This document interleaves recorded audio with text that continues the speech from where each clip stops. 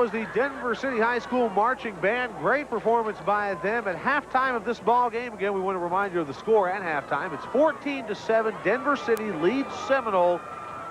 A lot of offensive performance by both teams in the first half. Seminole got the ball first.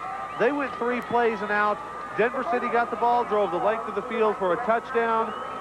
Then Seminole got the ball back, drove the length of the field for a touchdown.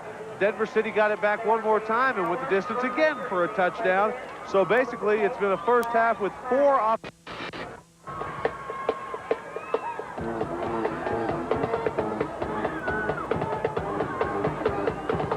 And the stadium lights have gone down for this performance. It's a very unique performance by the Seminole Indians Marching Band. 14-7 is the score at halftime.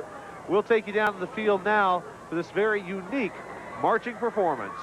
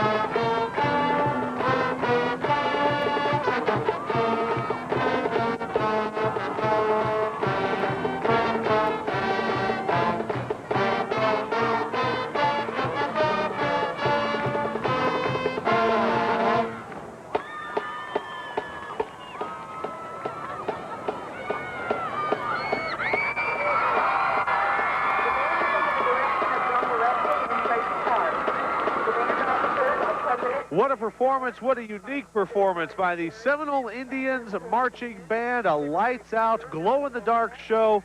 First one of those that we've seen, and what a unique experience. It was quite amazing here in person. Hope you got to get the full effect of it there at home. At halftime, the score is 14-7. Denver City leads Seminole. As we mentioned earlier, just an offensive showing in the first half by both teams. Looked great. And as the two bands are completed now at halftime of this game, we want to take time now to give a big extended thank you to all of those sponsors who are helping us bring you tonight's game. And welcome back to Seminole, New Center 7's high school football game of the week. We've got a doozy. I'm New Center 7's Pat Monticelli, along with Randy Lynn. Jay Gordon-Lund joining us as well. 14-7 at halftime. Denver City leads Seminole, but this one has been a back-and-forth whopper of a game so far. It's enjoyable to watch offenses grind it up, ball control, and Denver City has been doing that all year long, but Seminole definitely has nothing to be jealous about, because they definitely have a great offense as well, able to do what they want to do. They only have 7 points on the board, and you know, they're lucky to only give up 14 points though, because the line of scrimmage has been dominated offensively by Denver City. But you know, Seminole has been able to do what they wanted to do with quick traps up the middle. You don't see much passing. Of course, the wind conditions were a giant factor early on. You didn't see much passing. You didn't really need to throw the ball much with it if you're able to run the ball that well. Exactly right. Now, the second half ought to be interesting because, as we mentioned, both teams have gone back and forth on offense, traded touchdowns, but Denver City was the last team to score just before the end of the first half, and they get the ball back to start the second half. So if Seminole wants to stay within that one touchdown range here, they've got to put the stop on Denver City here on this opening drive, as Denver City did to them in their opening drive. Army Salinas runs a 29 defense. Of course, they like to have the forced maximum pursuit. They do attack a lot, but they also read and react more so. And I think he's going to have to gamble a little bit more, maybe cause some turnovers. We only have one turnover in the ball game, and that was close to the end of the half, where Seminole turned it over with an interception. And it's been a flawless ball game as far as turnovers, other than that one turnover on both sides. So a great ball game, and what can you expect for a great rivalry and playoff implications here? Couldn't ask for a better ball game as the two teams take the field, getting set to start the second half. Denver City again will be receiving the kick. Seminole kicking off. They've got the wind at their backs to start the third quarter. And just as Randy said, the wind wasn't going to be a whole lot of a factor here in the second half. It started to pick up a little bit again. I think I jinxed it. Yeah, see what you did? Yeah. We had it going just fine. But, mister, I got to say something over here. I got to talk how nice the weather is. Well, the wind took a break before the halftime to watch the band. Now it's game time, so the wind comes back to play. Leave me alone. Randy is so persecuted. We're set to go for the start of the second half. And here comes the Seminole kickoff. Takes a bounce and fielded at the 15-yard line. There's a little bit of a hole up to the 30. The 32-yard line is the return man. Doing the returning duties, number 88 for Denver City. That is David Carrillo. And so Denver City takes over first time. They'll have the ball for the second half. At the 32-yard line, let's see what the coaching staff comes up with for this opening drive.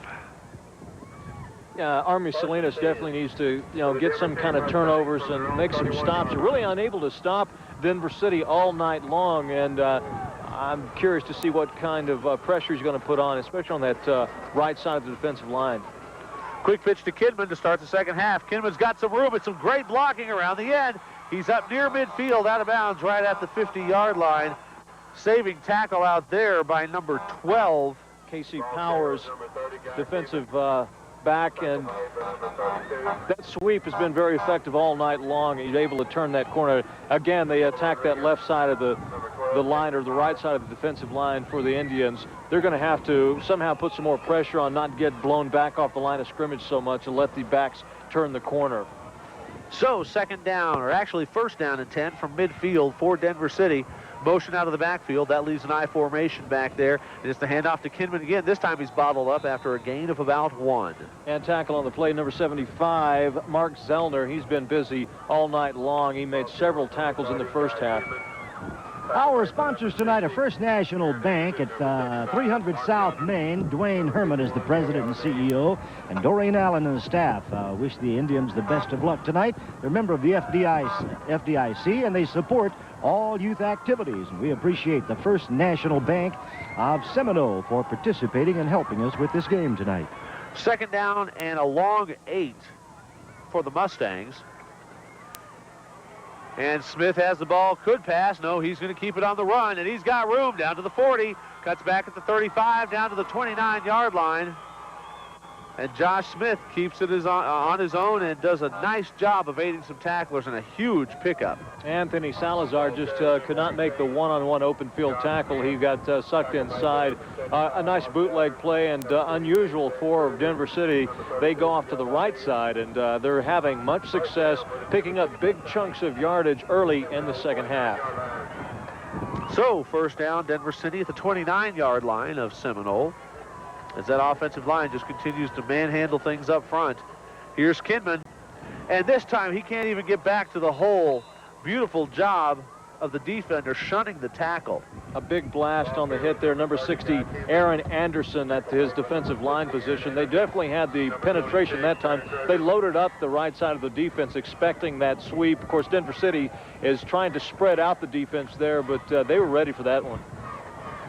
And that will lose about half a yard, so call it second down and a long 10.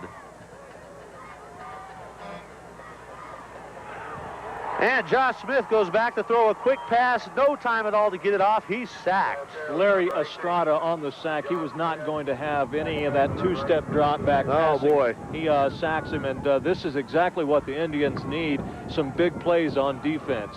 I'll tell you what, and it couldn't have come at a better time. That's the first time that we've really seen Smith drop back to pass since that touchdown pass that he threw in the first half. The quick two-step drop, and that time when it came to pass blocking, the Seminole defense overpowered that offensive line. And Josh Smith, looking at his primary receiver, only had one guy. He was well covered and had nowhere to go with the football. 3rd and 14. This time, Smith on the deep drop has a receiver incomplete, covered well over the middle by number 56. Tommy Gonzalez made a great play at his linebacker spot. Even if he would have caught that football, he was all over him, and there would have been no gain on the play. In fact, another loss. So a big defensive set for Denver City, or excuse me, for Seminole. Let's see what they come up with on this 4th down.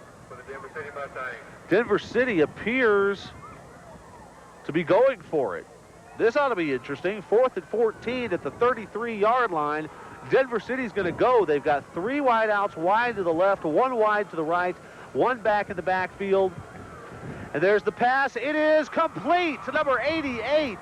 Oh, boy, what a mistake by number, I can't get his number yet, but he went for the pick, number 18. Instead of going for the tackle, went for the interception and gave up the first down. Anthony Salazar gambled. He was going for the pickoff, and we do have a flag on the play, and that's going to come bring this one back. A giant break for the Indians. I'll tell you what.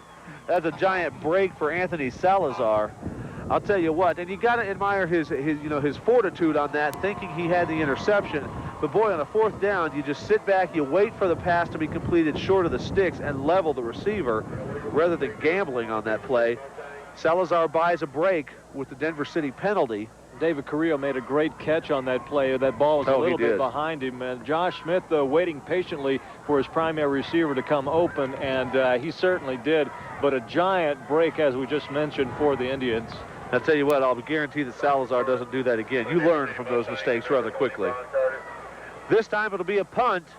The ball goes straight up in the air and bounces backwards. That punt is a negative. That punt is actually a negative. I think it may have gone a half yard. Yeah, it may have gone a half yard. That'll bring your statistics down. You want to talk about the wind being a factor? Yes. That gust came up just as that ball went up in the air. That's called a boomerang punt. You know, it almost went backwards. I thought it was going to go through the goalposts on the other end. The boomerang punt, not very effective in the game of football, by the way. One of the little-known, lesser-used plays. First down for Seminole as they get a big break on the penalty and then the bad kick caught by the wind. First down, Indians. And that time, total domination and penetration by the Denver City defense. That's going to go for maybe a loss of half a yard. And, of course, they're loading up that they had the slot. The Indians did the slot wing over there. But 21, number 21, Tony McCray and Guy Kimman for the Mustangs came in and just hammered the tailback there and double-teamed him for a loss of yard. That was Brandon Stokes' first carry of the night. And he didn't get very far with it at all. Now Stokes lined up at wide receiver, the one wide out. Handoff inside to Toby Shane, and Shane, well, he lost the football. Let's see what the referees decide. The referees are going to say it was down by contact. Number 20, Braun Curtis, stripped the football, made a great defensive play, and it did look like a fumble. That's questionable because he was not really, he was on his way down. It was kind of hard to tell if he was actually, his knee had touched the ground when the ball was stripped. It was a good play, aggressive defense by number 20, Braun Curtis, and we almost had our second turnover of the ball game. Third down and a long 9 for the Indians. Right back to pass, rolling, has a receiver deep, but he can't make the connection with number 30. That is, it was Cody Fleming, number 30, who appeared to be open, and also another receiver on the far side who I didn't catch the number of. It was number 29. I don't catch his Toby Shane. Toby Shane. He was a little bit open, but good defense eventually caught up with him. And so the Indians buy a big break on defense and cannot capitalize with a drive on offense, and that's got to hurt, knowing the way that the offenses have dominated this game. But Seminole will be forced to kick it away for the second time tonight.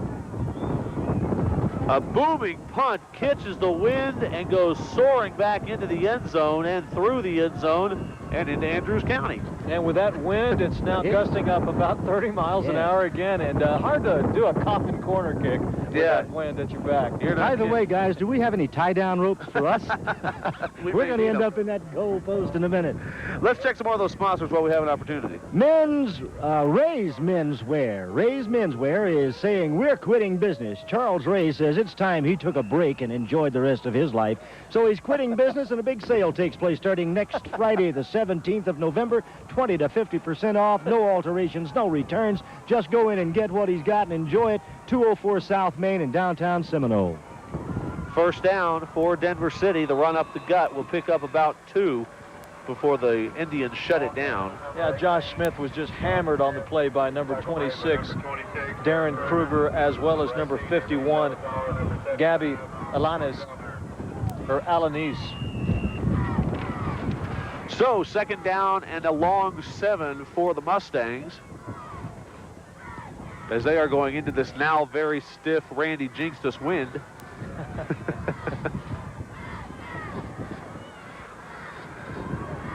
Again, another handoff inside. This one will go for about 2 more. And it's number 20 carrying the ball that time, Braun Curtis. You know, guys, I almost came here tonight in shirt sleeves. I almost didn't bring this overcoat. And let me tell you, I've been saying a few prayers. Thank you, Lord. You wouldn't Thank have you, been Lord. up here with us right now.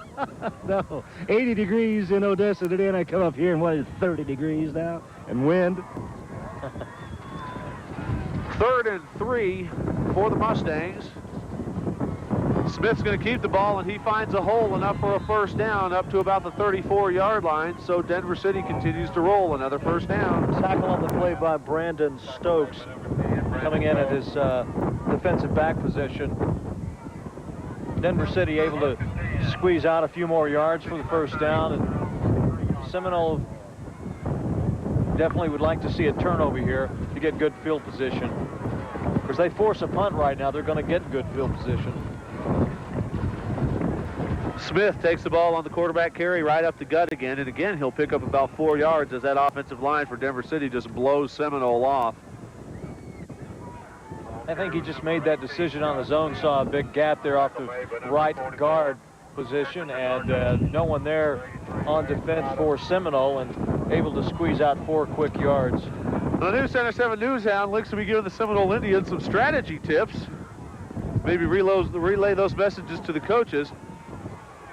Well, guys, hey, we can see your faces. Put your heads down. I think they're talking about staying warm. You think so? Yeah.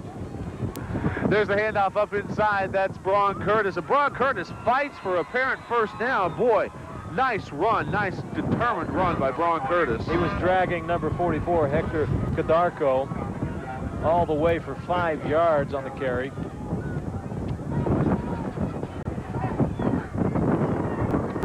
And there's the new Center 7 Newshound and Seminole Indian. Looks like they're going to take a few laps around this course, try to stay warm. You can't see them yet. Maybe we'll try to get another shot of those two for you. It is first down for the Mustangs. They moved out to the their own 45-yard line.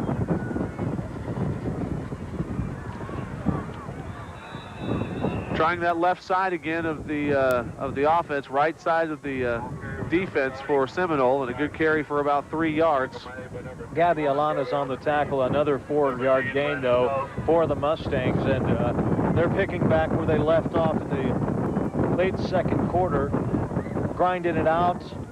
Indians are going to have to come up with some sort of a strategy to stop that penetration or stop that being blown off the line of scrimmage on the right side. Second down and a long 6. Handoff inside, big hole for number 30, and he will go down for another first down. And that again is Guy Kidman. And Kidman with a huge hole up the gut. Touchdown saving tackle by number 12, Casey Powers, but if Kidman had have gone left outside, I think he would have gone for 6, but he instead chose to follow a blocker to the inside, and Powers able to make the stop. So another first down for Denver City. They've moved to the 39-yard line now of Seminole. And here's Kidman again with some great blocking up front and some great second effort. He's going to pick up about 6. And Denver City, this coming out of the third quarter, taking off bigger chunks of yardage per carry, and but continue to pick on that left side of the line or right side of the line of the Indians. But they're going to have to come up with some stop here, stop the momentum if they're going to get this game back under control.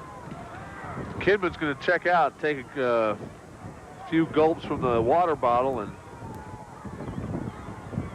he'll probably be back in this one in just a few minutes. This time the reverse to number 21, and he's got nowhere to go, bottled up nicely by by Seminole. That was Tony McCray on the carry on the reverse, and he just never got anything. And Darren Kruger, number 26, not fooled at all. He stayed at home and saw it coming the whole way. Wasn't going to have anything to do with that. So, make it third down and a long 5 for the Mustangs. Smith up underneath center, 2 backs in the backfield. 1 receiver wide to the right. Smith keeps the ball on his own fumble. Ball's on the turf, and the Indians have it. So another defensive break for Seminole. That is just what they were looking for, because that was appeared to be the only way they're going to stop Denver City's grinded up offense. And Josh Smith on the option play turned it up inside and had to cough up the football after a pretty nice strip by, it looked like one of the linebackers that came in and stripped the football out of his hands. Now let's see if Seminole goes back to what got them the touchdown in the first half, which was Nathaniel Flores left, Nathaniel Flores right, Nathaniel Flores up the middle, and a few other plays to other people's peppered in between. Here's Nathaniel Flores. Actually, I take that back. That's number 29, Toby Shane. There's a nice cut up inside by Toby Shane. He was trying to get outside. He cut it back up, and with his big size, he was able to force his way up for 5 yards. Tackle on the play by number 20, Braun Curtis, as well as number 30, Guy Kinman on the play. So Shane picks up about 5. Call it 2nd and 5.